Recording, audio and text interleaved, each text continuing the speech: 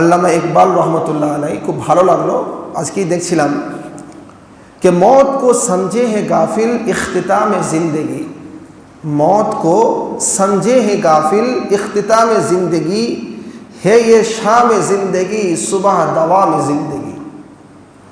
আল্লামা ইকবাল रहमतुल्लाह अलैह তিনি খুবই সুন্দর শের লিখেছেন যে কাফের যারা হয়, যারা আল্লাহকে অস্বীকার করে, তারা বলে যে মৃত্যুটাকে মনে করে এটা জীবনের শেষ, এরপর আর কিছু জীবন নেই। মৃত্যুটা কি মনে করে? জীবনের শেষ। কে মত কো সমঝে হে গাফিল, গাফিল যারা আল্লাহ থেকে গাফিল, দিন থেকে গাফিল, কোরআন থেকে গাফিল, হাদিস থেকে গাফিল, যারা কোরআন বোঝে না, হাদিস বোঝে না, আল্লাহকে বোঝে না, আল্লাহ রসুলকে বোঝে না, তারা মনে করে যে এই জীবনটাই শেষ, এটাই ভাবে।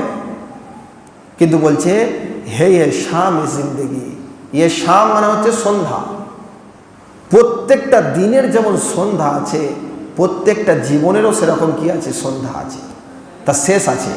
সকাল হয়েছে মানে সন্ধ্যা হবে, জন্ম নিয়েছে মানে মৃত্যুবরণ করতে হবে।